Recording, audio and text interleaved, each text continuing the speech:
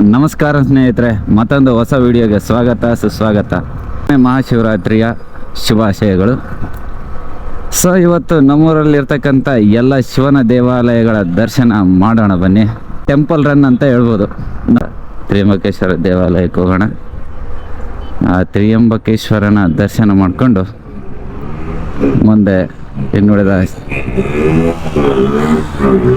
ಇನ್ನುಳಿದ ದೇವಾಲಯಗಳನ್ನು ದರ್ಶನ ಮಾಡೋಣ. ಭಾಳ ವರ್ಷಗಳಿಂದ ಶಿವರಾತ್ರಿ ದಿನ ಬೇರೆ ಕಡೆ ಹೋಗ್ಬಿಡ್ತಿದ್ದೆ, ನಾನು ನಮ್ಮೂರಲ್ಲಿ ಮಾಡ್ತಾ ಇರಲಿಲ್ಲ. ಸೊ ತುಂಬ ವರ್ಷಗಳಾದಮೇಲೆ ನಮ್ಮೂರಲ್ಲಿ ನಾನು ಶಿವರಾತ್ರಿಯನ್ನು ಆಚರಣೆ ಮಾಡ್ತಾಯಿದ್ದೀನಿ. ಬನ್ನಿ, ನಮ್ಮ ತ್ರ್ಯಂಬಕಂ ಯಜಾಮಹೇ ಸುಗಂಧಿಂ ಪುಷ್ಟಿವರ್ಧನಂ ಉರ್ವಾರುಕಮೇವ ಬಂಧನಾನ್ ಮೃತ್ಯೋರ್ಮುಕ್ಷೆ ಮಾಮೃತಾತ್. ಓಂ ನಮಃ ಶಿವಾಯ.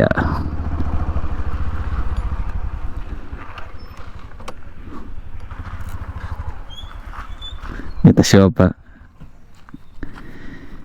ಈ ಶಿವಪ್ಪನ ಜೊತೆ ಇದ್ರೆ ಆ ಶಿವಪ್ಪ ಕಾಣ್ತಾನ ನಿಮ್ಮೆಲ್ಲರಿಗೂ. ಸೊ ಶಿವಪ್ಪನಿಗೆ ಜೈ. ತ್ರಿಯಂಬಕೇಶ್ವರನ ದರ್ಶನ ಆದಮೇಲೆ ಇನ್ನೊಂದು ದೇವಾಲಯ ಆಗಿರ್ತಕ್ಕಂಥ ಬಾವಿ ಒಳಗಿನ ದೇವಾಲಯಕ್ಕೆ ಕರ್ಕೊಂಡು ಹೋಗ್ತಿದ್ದೀನಿ.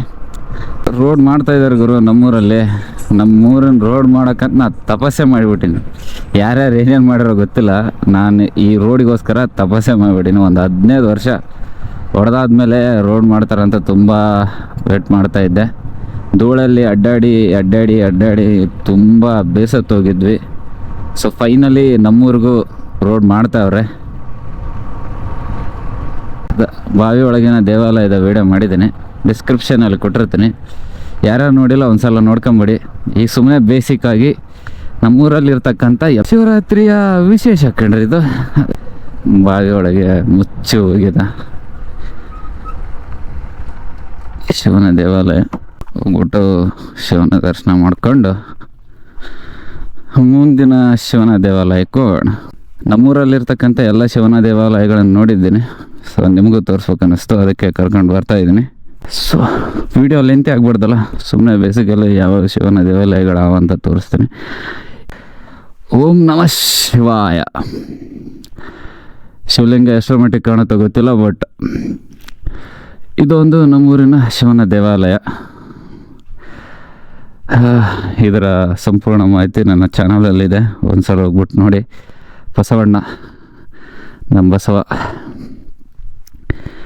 ಹಾಗೂ ನಮ್ಮ ಗಣಪ ಅಲ್ಲಿದ್ದಾನೆ. ಇದು ಬಾವಿ ಈ ಥರ ಇದೆ ನೋಡಲಿಕ್ಕೆ. ಬಾವಿನ ಒಂದು ಸಲ ರೌಂಡ್ ಹಾಕೊಂಡು ಬಂದುಬಿಡೋಣ ಬರ್ರಿ. ಲಾಸ್ಟ್ ಟೈಮ್ ವೀಡಿಯೋ ಮಾಡ್ಬೇಕಾದ್ರೆ ಸ್ವಲ್ಪ ಕಸ ಕಡ್ಡಿ ಗಿಡ ಗಂಟೆಗಳು ತುಂಬ ಇದ್ವು. ಈ ಸಾರಿ ಎಲ್ಲನೂ ಕ್ಲೀನ್ ಮಾಡಿದ್ದಾರೆ. ಬನ್ನಿ ಮುಂದಿನ ದೇವಾಲಯಕ್ಕೆ ಹೋಗೋಣ. ಇದೊಂದು ಬಹು ವಿಶೇಷವಾಗಿರ್ತಕ್ಕಂಥ ದೇವಾಲಯ, ಬಾವಿ ಒಳಗಿದೆ. ಇದೇ ದೇವಾಲಯ ಕೆಳಗಡೆ, ಇದು ಬಾವಿ ಮೇಲ್ಗಡೆ. ತುಂಬ ಚೆನ್ನಾಗಿದೆ ಈ ದೇವಾಲಯ, ತುಂಬ ಸಖತ್ತಾಗಿರ್ತಕ್ಕಂಥ ದೇವಾಲಯ. ಇದು ಬಾವಿ ಒಳಗೆ ನೀರು ಬತ್ತೋಗ್ಯಾವ. It's okay. ನಮ್ಮೂರಿನ ಇನ್ನೊಂದು ಸುಪ್ರಸಿದ್ಧಿಯಾಗಿರ್ತಕ್ಕಂಥ ದೇವಸ್ಥಾನ ಬೆಟ್ಟದ ಅಮರೇಶ್ವರ. ಸೊ ಅಲ್ಲಿಗೆ ನಿಮ್ಮನ್ನು ಮತ್ತೊಮ್ಮೆ ಕರ್ಕೊಂಡು ಹೋಗ್ತಾ ಇದ್ದೀನಿ. 200 ಮೆಟ್ಟಿಲುಗಳನ್ನು ಏರಿಬಿಟ್ರೆ ನಮ್ಮ ಬೆಟ್ಟದ ಅಮರೇಶ್ವರ ಕಾಣಿಸ್ತಾನೆ. ಅಲ್ಲಿಗೆ ಹೋಗೋಣ ಬನ್ನಿ. ತುಂಬ ಬೆಟ್ಟದ ತುದಿಯಲ್ಲಿ ನಮ್ಮ ಅಮರಯ್ಯ ವಿರಾಜಮಾನನಾಗಿ ಕುಂತಿದ್ದಾನೆ. ಇದೊಂದು ಶಿವನ ದೇವಾಲಯ. ಸೊ ಬೆಟ್ಟದ ಅಮರೇಶ್ವರ ಅಂತ. ಇವತ್ತು ನಮ್ಮ ಗ್ಯಾಂಗ್ ಯಾರಿಲ್ಲ, ಒಬ್ಬನೇ ಇದ್ದೀನಿ. ಸ್ವಲ್ಪ ಆರೋಗ್ಯದಲ್ಲಿ ಏರುಪೇರಾದ ಕಾರಣ ಆಯಾಸ ಬರ್ತಿದೆ ನನಗೆ. It's okay. ಅಲ್ಲಿ ಕೆಳಗಡೆ ಇರೋದು ನಮ್ಮ ಸ್ಕೂಲು, ಹೈಸ್ಕೂಲು. ನಾನಿಲ್ಲೇ 10th ಓದಿರೋದು. ಮೊದಲಿಗೆ ಈ ದೇವಸ್ಥಾನ ತುಂಬ ಹಳತಾಗಿತ್ತು. ಬರೀ ಶಿವಲಿಂಗ, ಬಿಲ್ವಪತ್ರೆ ಗಿಡದಲ್ಲಿ ಈ ದೇವಸ್ಥಾನ ಇತ್ತು. ಆ ದೇವಸ್ಥಾನ ಹಳೆದಾಗಿದ್ದಾಗ ಇನ್ನೊಂದು ವಿಶೇಷ ಏನಪ್ಪ ಅಂದರೆ, ಆ ದೇವಸ್ಥಾನದ ಶಿವಲಿಂಗದ ಕೆಳಗಡೆ ನೀರು ಜಿನುಗ್ತಾ ಇತ್ತು. ಯಾವಾಗಲೂ ನೀರಿನ ಜಲಿ ಆ ಶಿವಲಿಂಗದ ಕೆಳಗಿರ್ತಿತ್ತು. ಚಿಕ್ಕರಿರುವಾಗ ಇಲ್ಲಿಗೆ ಬಂದಾಗ ಅದನ್ನೆಲ್ಲ ನೋಡ್ತಿದ್ವಿ. ಬಟ್ ಇವಾಗ ಅದೆಲ್ಲ ಇಲ್ಲ, ಎಲ್ಲ ಡ್ಯಾಮಲಿಶ್ ಮಾಡಿ ಹೊಸದು ಕಟ್ಟಿದ್ದಾರೆ, ಹೊಸ ಶಿವಲಿಂಗ, ಹೊಸ ದೇವಾಲಯ, ಎಲ್ಲ ಹೊಸದೇ. ಈ ಹೊಸ ದೇವಾಲಯ ಆದಮೇಲೆ ಮೆಟ್ಲು ದೇವಾಲಯ ಎಲ್ಲ ಕಟ್ಟಿದ್ದಾರೆ. ಪೂಜಾರಿ ಇರ್ಬೇಕು, ಮೇಲ್ಗಡೆ ಪೂಜೆ ಮಾಡ್ತಿದ್ದಾರೆ ಅನ್ಸುತ್ತೆ. ದೇವಸ್ಥಾನದ ಹತ್ರ ಬಂದೆ, ಒಳಗಡೆ ಹೋಗೋಣ ಬನ್ನಿ. ದೇವಸ್ಥಾನದ ಒಳಗಡೆ ಕ್ಲೀನಿಂಗ್ ಹಾಗೂ ಪೂಜೆ ಕೈಂಕರ್ಯಗಳು ನಡೀತವೆ. ಸೊ ಸ್ವಲ್ಪ ಹೊತ್ತು ಬಿಟ್ಟು ಹೋಗೋಣ. ಶಿವರಾತ್ರಿ ಅಲ್ವಾ, ಎಲ್ಲ ದೇವಾಲಯದಲ್ಲಿ ಪೂಜೆ ಪುನಸ್ಕಾರ ಮುಖ್ಯವಾಗಿ ಶಿವನ ದೇವಾಲಯದಲ್ಲಿ ಜಾಸ್ತಿ ನಡೆಯುತ್ತೆ. ಇವತ್ತು ಶಿವರಾತ್ರಿ ಆದ ಕಾರಣ ಇನ್ನೊಂದು ಇಲ್ಲಿ ಶಿವಲಿಂಗನ ನೋಡ್ಬೋದು. ಇನ್ನೊಂದು ಗುಹೆಯೊಳಗೆ ಶಿವನ ದೇವಾಲಯ ಇದೆ, ಅದನ್ನು ಹುಡ್ಕೊಂಡು ಹೋಗ್ಬೇಕು. ಸೊ ಅಲ್ಲಿ ಪೂಜೆ ನಡೀತಾ ಇದೆ, ಪೂಜೆ ಆದಮೇಲೆ ವಿಡಿಯೋ ಮಾಡಿದ್ರೆ ಆಯ್ತಂದು ಗುಹೆ ಒಳಗಿನ ಶಿವನ ದೇವಾಲಯವನ್ನು ಹುಡ್ಕೊಂಡು ಹೋಗ್ತಾ ಇದ್ದೀವಿ. ತುಂಬ ಕಾಡೊಳಗೆ, ಬೆಟ್ಟದ ಗುಹೆ ಒಳಗಿರ್ತಕ್ಕಂಥ ಶಿವಲಿಂಗ. ಬನ್ನಿ ಹಿಂಗೆ ಹೋಗೋಣ. ಆಲ್ಮೋಸ್ಟ್ ಟೈಮ್ ಆಗಿದೆ. ಫಸ್ಟ್ ಟೈಮ್ ಹೋಗ್ತಾ ಇದ್ದೀನಿ, ಯಾವ ಥರ ಇದೆ ಅಂತ ನನಗೂ ಗೊತ್ತಿಲ್ಲ. ಸೊ ಹಂಗೆ ಹೋಗ್ತಾ ಇರ್ಬೇಕಾದ್ರೆ ಅದನ್ನ ಹುತ್ತ ಕಾಣಿಸ್ತು. ಹೋಗೋಕ್ಕಾಗುತ್ತಾ ಇಲ್ಲ ಅಂತ. ದಾರಿ ಮಾತ್ರ ಈ ಥರ ಇದೆ, ಸುತ್ತ ಗಿಡ ಬೆಳೆದಲ್ಲ. ಡೋಣ್ಣು ತುಂಬ ಹಳ್ಳ ದಿಣ್ಣೆ ತೆಗ್ಗು ಬಗಡಿ ಭಾಳಷ್ಟು ಇದೆ. ಹೆವಿ, ತುಂಬ ಕಷ್ಟಕರವಾಗಿರ್ತಕ್ಕಂಥ ದಾರಿ ಇದು. ಕಾಡು ಮೇಡು ಬೆಟ್ಟ ಗುಡ್ಡ ಅಲ್ಲೂ ದೇವಾಲಯ ನೋಡೋಕೆ ಹೋಗ್ತಾ ಇದ್ದೀನಿ. ಓಕೆ, ಹೋಗೋಣ ಬನ್ನಿ. ವಾಯ್ಸ್ ಎಷ್ಟರ ಮಟ್ಟಿಗೆ ಕೇಳುತ್ತೆ ಅನ್ನೋ ಗೊತ್ತಿಲ್ಲ, ತುಂಬ ಗಾಳಿ ಇದೆ ಹಾಗೂ ನಾನು ಸ್ಲೋ ಆಗಿ ಮಾತಾಡ್ತಾ ಇದ್ದೇನೆ. ಎನರ್ಜಿ ಎಲ್ಲ ಟೋಟಲಿ ಲಾಸ್ ಮಾಡ್ಕೊಂಡು ಆ ಬೆಟ್ಟ ಈ ಗುಡ್ಡ ಆ ದೇವಸ್ಥಾನ ಈ ದೇವಸ್ಥಾನ ಅಂತ ಅಲ್ಲದಾಡಿ ಸೊ ಆಲ್ಮೋಸ್ಟ್ ಎನರ್ಜಿ ಹೋಗ್ಯದ. ಬರುವಾಗ ದಾರಿ ಗೊತ್ತಾಗುತ್ತಿಲ್ಲ, ಅದನ್ನು ಗೊತ್ತಿಲ್ಲ. ಅಷ್ಟೊಂದು ಕಾಡು, ಕಾಡಂದರೆ ಗುಡ್ಡ, ದೊಡ್ಡ ದೊಡ್ಡ ಮರ ಇರ್ತಕ್ಕಂಥ ಕಾಡೇನಲ್ಲ ಇದು. ಆದರೂ ಬರೇ ಬಂಡೆಗಲ್ಲುಗಳ ಬೆಟ್ಟ ನೋಡ್ಬೋದು. ಸುತ್ತ ಬಂಡೆಗಲ್ಲುಗಳ ಬೆಟ್ಟ ಇದು.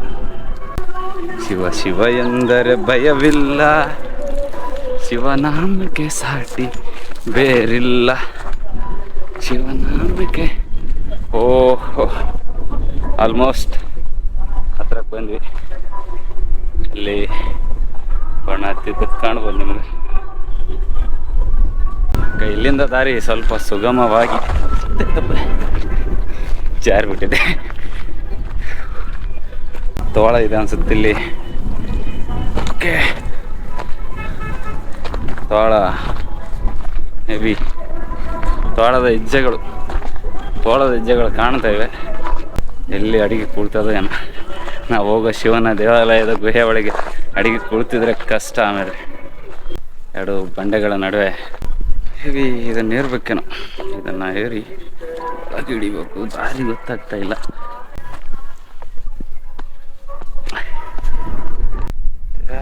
ಊಟ ದಾರಿ ಕಾಣಿಸ್ತಾ ಇಲ್ಲ, ದಾರಿನೇ ಇಲ್ಲ. ಶಿವ, ಓಂ ನಮಃ ಶಿವಾಯ. ಹೇಗೆ ಬ್ರೋ, ಹಂಗೆ ಬರೋಣ. ಆ ಕಡೆಯಿಂದ ಬರೋದೇ ಲೇಸು. ಆಲ್ಮೋಸ್ಟ್ ಇನ್ನೊಂದು ಸ್ವಲ್ಪ ಹೊತ್ತಿಗೆ ಸೂರ್ಯಾಸ್ತ ಆಗುತ್ತಾ, ಅಷ್ಟರೊಳಗೆ ಇದನ್ನು ತೋರಿಸ್ಬಿಡ್ಬೇಕು. ಗುಹೆ ಒಳಗಿನ ಶಿವನ ಲಿಂಗವನ್ನು ನೋಡ್ಕೊಂಡು ಹೊಂಟಿವಿ. ಸಿಗಬಹುದಾ ಶಿವನ ದೇವಾಲಯ ಗೊತ್ತಿಲ್ಲ. ದಾರಿ ಮಾತ್ರ ಸ್ವಲ್ಪನೂ ಚೆನ್ನಾಗಿಲ್ಲ. ಸಾಕಷ್ಟು ಏರಿಳಿತಗಳನ್ನು ದಾಟಿ ಆಲ್ಮೋಸ್ಟ್ ಹತ್ರ ಬಂದ್ವಿ. ಸ್ವಲ್ಪ ಸ್ಲಿಪ್ ಆಗ್ಬೋದು. ಅಡ್ವೆಂಚರ್ ಲೈಫ್ ಚೆನ್ನಾಗಿದೆ. ಯಾವ ಕಡೆಯಿಂದ ಹೋಗೋಣ? ದೊಡ್ಡ ಹೆಬ್ಬಂಡೆಯನ್ನು ಸುತ್ತ ಹಾಕಿಕೊಂಡು ದೇವಸ್ಥಾನ ನೋಡ್ಕೋಣ. ಶಿವ ಶಿವ ಎಂದರೆ ಭಯವಿಲ್ಲ, ಶಿವನಾಮಕ್ಕೆ ಸಾಟಿ ಬೇರಿಲ್ಲ, ಶಿವ ಭಕ್ತನಿಗೆ ನರಕ ಇಲ್ಲ.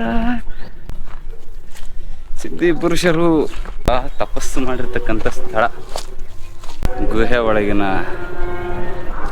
ಶಿವಲಿಂಗವನ್ನು ನೋಡ್ಕೊಂಡು ನೋಡ್ಬೋದು ಎಷ್ಟು ದೊಡ್ಡ ಹೆಬ್ಬಂಡೆ ಅಂತ. ಓಂ ನಮ ಶಿವಾಯ, ಹರ ಹರ ಮಹಾದೇವ. ಓಹೋ, ಇದೇನೋ ಸೀಕ್ರೆಟ್ ದಾರಿ ಥರ ಕಾಣ್ತದೆ. ಹೆಂಗಿದೆ ಒಳಗಡೆ ಹೋಗೋಣ. ಭಾಳ ಇಕ್ಕಟ್ಟಾದ ಪರಿಸ್ಥಿತಿ. ಓ ಶಿವಲಿಂಗದ ಯೋನಿ ಬಾಗಿಲು ಕಾಣ್ಬೋದು. ಒಳಗಡೆ ಹೋಗೋಣ ಬನ್ನಿ. ಏನಾದರೂ ಇದ್ದರೆ ಕಷ್ಟ. ಗುಹೆ ಮೊದಲೇ.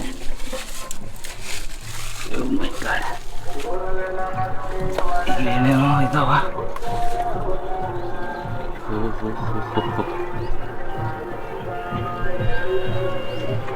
ಸಿಕ್ಕಾಪಟ್ಟೆ ಗವಿ. ಹೊರಗಡೆ ಹೋಗ್ಬೇಕಾ ಬೇಡವಾ ಅನ್ನಿಸ್ತಾ ಇದೆ.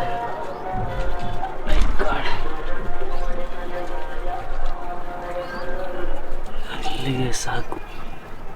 ಒಳಗಡೆ ಏನಾಯ್ತೋ ಗೊತ್ತಿಲ್ಲ. ಅರ್ಲಿ ಮಾರ್ನಿಂಗ್ ಬೇಗ ಬಂದಿದ್ರೆ ಚೆನ್ನಾಗಿರ್ತಿತ್ತೇನೋ. ಓ ಮುಲಂದಿ, ಕಾಡು ಪ್ರಾಣಿ ಅಂತ ಒಳಗೆ ಉಟ್ಕೊಂಡಿದ್ರೆ ಬಟ್ ಶಿವಲಿಂಗ ಕಾಣ್ತಾ ಇಲ್ಲ. ಹೊರಗಡೆ ಏನೋ ಸೌಂಡ್ ಆಗ್ತಾ ಇದೆ ಗುರು. ಹೊರಗಡೆ ಹೋಗೋದು ಬೇಸಿ. ಏನೋ ಮೂಮೆಂಟ್ ಆಗ್ತದೆ. ಓ ಮೈ ಗಾಡ್, ಯಾವುದನ್ನ ಒಳಗೆ ತಿರ್ಕೊಂಡ್ರೆ ಕಷ್ಟ. ನಾನು ಕೂಡ ಲೈಟ್ ತರಲಿಲ್ಲ.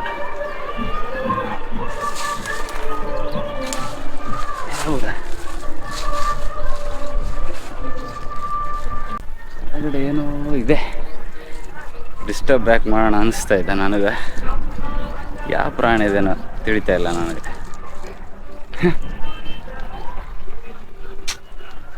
ಏನು ಮಾಡೋಣ, ಒಳಗಡೆ ಹೋಗೋಣ ಏನು ಹಂಗೆ ಹೋಗೋಣ. ಇದುವರೆಗೆ ಬಂದಿದ್ದೀನಿ, ಬಟ್ ಒಳಗಡೆ ಅಂತೂ ಮೂಮೆಂಟ್ ಆಗ್ತದೆ. ಬಟ್ ಯಾವ ಪ್ರಾಣಿನೋ ಗೊತ್ತಿಲ್ಲ. ಇಲ್ಲಿಗೆ ಸ್ಕಿಪ್ ಮಾಡೋಣ. ಒಳಗಡೆ ಶಿವಲಿಂಗ ಇತ್ತು.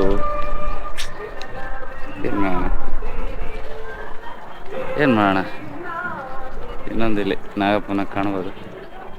ಅಲ್ಲಿ ಕಾಣಿಸ್ತಾ ಇರ್ಬೋದು ನಿಮಗೆ. ನಾಗಪ್ಪ ಇದ್ದಾವೆ. ಒಳಗಡೆ ಹೋಗ್ಬೇಕಂದ್ರೆ ಯಾವುದೋ ಪ್ರಾಣಿ ಇದೆ, ಅದಕ್ಕೆ ಹೆಂಗೆ ಡಿಸ್ಟರ್ಬ್ ಮಾಡೋಣ ಅನ್ನಿಸ್ತಾ ಇದೆ ನನಗೆ. ಒಂದು ಮುಳ್ಳಂದಿ, ಇಲ್ಲಾಂದರೆ ತೋಳ ಇರ್ಬೋದು. ನನಗೆ ಅನ್ಸಿದ ಮಟ್ಟಿಗೆ ಅದು ಒಳಗಡೆ ಹೋದೆ ಮೂವ್ ಆಯಿತು. ಸೊ ಬೇರೆ ಯಾವುದಾದ್ರು ಸಾಫ್ಟ್ ಪ್ರಾಣಿ ಆಗಿದ್ದರೆ ಓಕೆ. ಈ ತರಹದ ಕಾಡು ಪ್ರಾಣಿಗಳು ತುಂಬ ಅಗ್ರೆಸಿವ್ ಆಗಿರ್ತಾವ. ಒಳಗಡೆ ಹೋಗೋಕ್ಕೇನಿಲ್ಲ. ಬಟ್ ಆದರೆ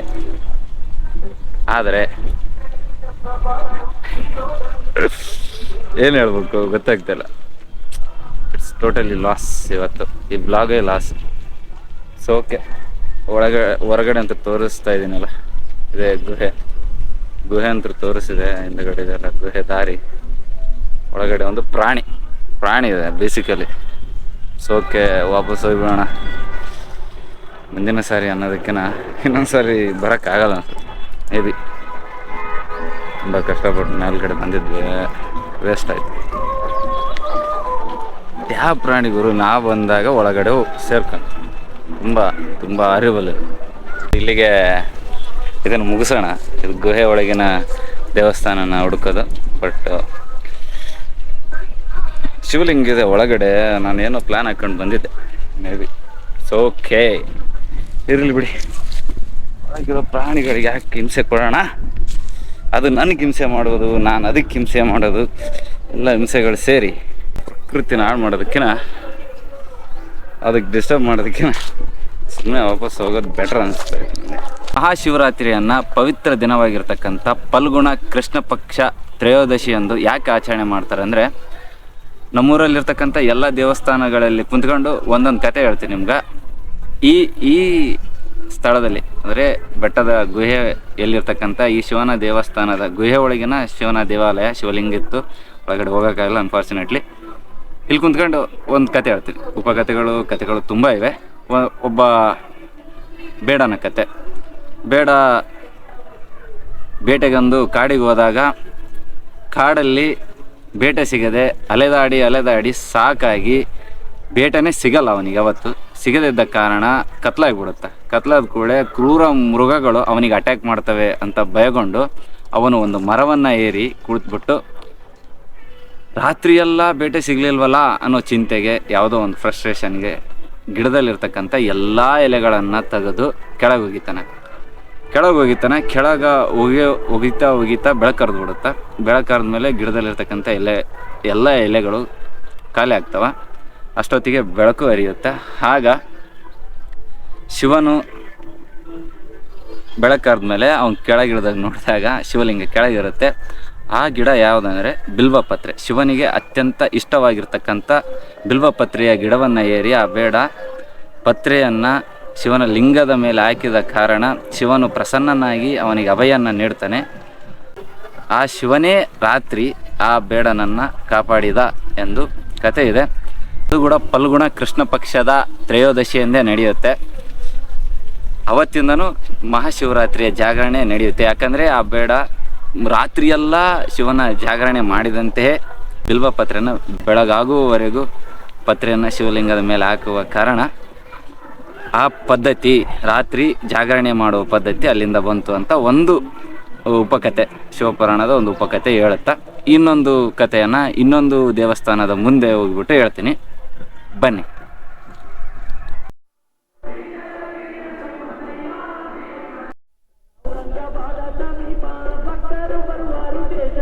ಇನ್ನೊಂದು ನಮ್ಮ ಊರಿನ ಬೆಟ್ಟದ ಅಮರೇಶ್ವರ ಮೇಲಿರ್ತಕ್ಕಂಥ ದೇವಾಲಯಕ್ಕೆ ಬಂದು ಇನ್ನೊಂದು ಶಿವಪುರಾಣದ ಇನ್ನೊಂದು ಉಪಕಥೆಯನ್ನು ನಿಮ್ಗೆ ಹೇಳ್ಬೇಕು. ಸೊ ಈ ಮಹಾಶಿವರಾತ್ರಿನ ಯಾಕೆ ಇವತ್ತೇ ಆಚರಣೆ ಮಾಡ್ತಾರೆ ಅಂದರೆ, ದಕ್ಷಿಣ ಪುತ್ರಿಯಾಗಿರ್ತಕ್ಕಂಥ ಪಾರ್ವತಿ ಸತೀದೇವಿಯು ಜಟಾಜೂಟ ಗಜಚರ್ಮಾಂಬರ ಆಗಿರ್ತಕ್ಕಂಥ ವಿಭೂತಿಯನ್ನು ಬಡಿದುಕೊಂಡಿರ್ತಕ್ಕಂಥ ನಮ್ಮ ಮಹಾಶಿವನನ್ನು ತಂದೆಯ ಮಾತನ್ನು ಧಿಕ್ಕರಿಸಿ ಇವತ್ತು ಮದುವೆಯಾದ ದಿನ. ಹಾಗಾಗಿ ಈ ಮಹಾಶಿವರಾತ್ರಿಯನ್ನು ಪ್ರೇಮದ ದಿನವನ್ನಾಗಿ ಆಚರಿಸ್ತಾರೆ ಹಾಗೂ ಮಹಾಶಿವರಾತ್ರಿಯನ್ನಾಗಿ ಆಚರಣೆ ಮಾಡ್ತಾರೆ. ಇನ್ನೊಂದು ಸೈಂಟಿಫಿಕ್ ವೈಜ್ಞಾನಿಕವಾಗಿರ್ತಕ್ಕಂಥ ಕಾರಣ ಇದೆ. ಇನ್ನೊಂದು ದೇವಸ್ಥಾನದ ಹತ್ರ ಹೋಗ್ಬಿಟ್ಟು ಆ ಕಥೆಯನ್ನು ನಿಮ್ಗೆ ಹೇಳ್ತೀನಿ, ಬನ್ನಿ. ಅದಕ್ಕೂ ಮುಂಚೆ ದೇವಸ್ಥಾನ ಹೇಗಿದೆ ನೋಡ್ಕೊಂಬಂದ್ಬಿಡಿ ದೇವಸ್ಥಾನನ.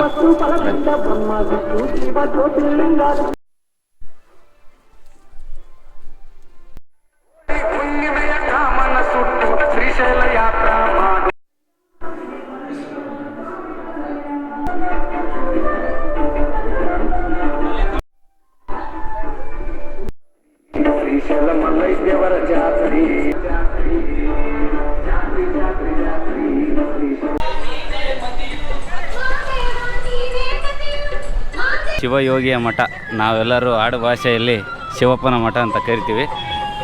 ಸೊ ಇದನ್ನು ಶಿವನ ಮಂದಿರ. ಬನ್ನಿ ಒಳಗಡೆ ಹೋಗ್ಬಿಟ್ಟು ನೋಡೋಣ.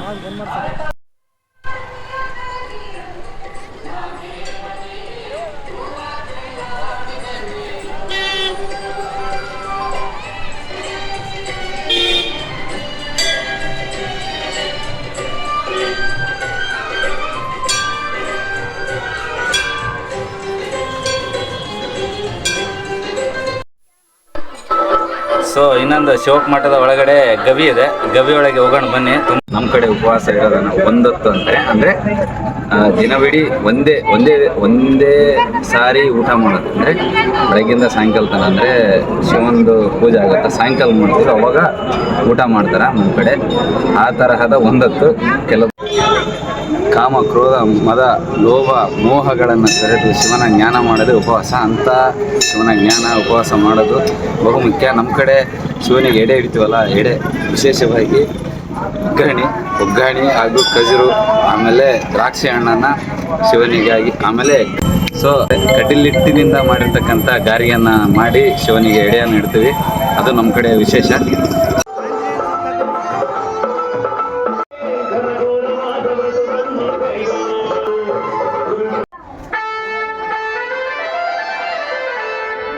ದಕ್ಷಿಣಾಯನ ಮುಗಿದು ಉತ್ತರಾಯಣ ಸ್ಟಾರ್ಟ್ ಆಗುತ್ತಾ. ಪ್ರಕೃತಿಯಲ್ಲಿ ಆಲ್ಮೋಸ್ಟ್ ಬದಲಾವಣೆ ಈಗ ಸ್ಟಾರ್ಟ್ ಆಗುತ್ತೆ. ಚಳಿಗಾಲ ಮುಗಿದು ಇವತ್ತಿಗೆ ಚಳಿಗಾಲ ಮುಗಿದು ಬೇಸಿಗೆಗಾಲ ಸ್ಟಾರ್ಟ್ ಆಗುತ್ತಾ. ಇವಾಗ ಹೇಳ್ಬೇಕಂದ್ರೆ ಪ್ರಕೃತಿಯಲ್ಲಿನ ಬದಲಾವಣೆ ಸಹ ಇವತ್ತೇ ಆಗುತ್ತಾ. ಸೊ ಇದೊಂದು ವಿಶೇಷ ಇವತ್ತಿನ ಶಿವರಾತ್ರಿ.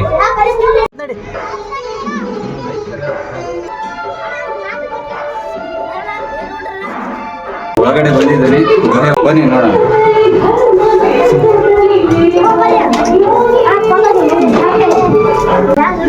ಮಹಾಶಿವರಾತ್ರಿಯ ವಿಶೇಷ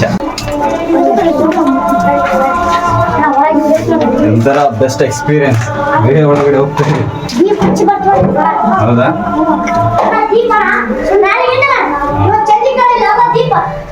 ಅಷ್ಟೇನಾ?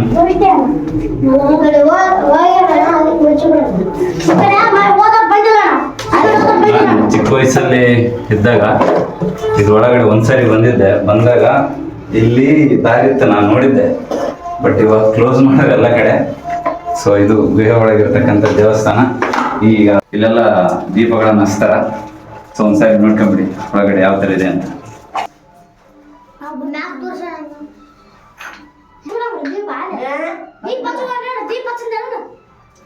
ಈ ತರ ಕಾಣುತ್ತಾ ಬೃಂದಾವನದ ಚಿತ್ರನ ನಾವು ನೋಡ್ಬೋದು. ಸೊ ಇದು ಗುಹೆ, ಒಂದು ಬಿಳಿಗುಡ್ಡ ಅಂತಿದೆ, ಅಲ್ಲಿನೂ ಶಿವಲಿಂಗನ ದೇವಸ್ಥಾನ ಇದೆ. ಅಲ್ಲಿವರೆಗೂ ದಾರಿ ಇತ್ತು, ಆ ಹಂಪಿವರೆಗೂ ಈ ಸುರಂಗ ಮಾರ್ಗ ಇತ್ತು ಅಂತ ಹೇಳ್ತಾರ. ಬಟ್ ಎಷ್ಟು ಸತ್ಯನೇ ಸುಳ್ಳು ಗೊತ್ತಿಲ್ಲ. ಬಟ್ ಈಗ ಆಲ್ಮೋಸ್ಟ್ ಕ್ಲೋಸ್ ಮಾಡಿದ್ರು. ಬರ್ಕಂತ ಹೋದ್ರೆ ಯಾರು ಹೋಗಿದ್ರೆ ಅದ್ರೊಳಗೆ ಯಾಕೆ ಹೋಗಿದ್ರು?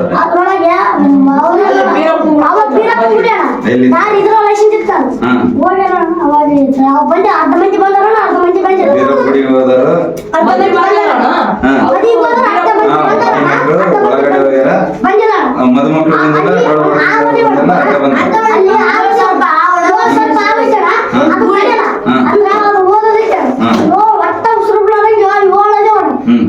ಗುಡಿ ಅವ 7 ಸರ್ಪದ ಹಾವ ಐತೆ. ಯಾಕೆ ಬಂದ್ ಮಾಡಿ ಗೊತ್ತಾ ನಿನಗೆ? ಎದಕ್ಕೆ ಕಟ್ಟಿರ ಅದನ್ನ? ಹೌದಾ?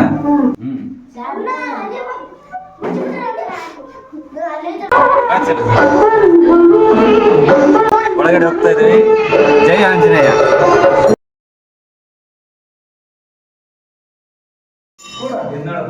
ಶಿವನನ್ನ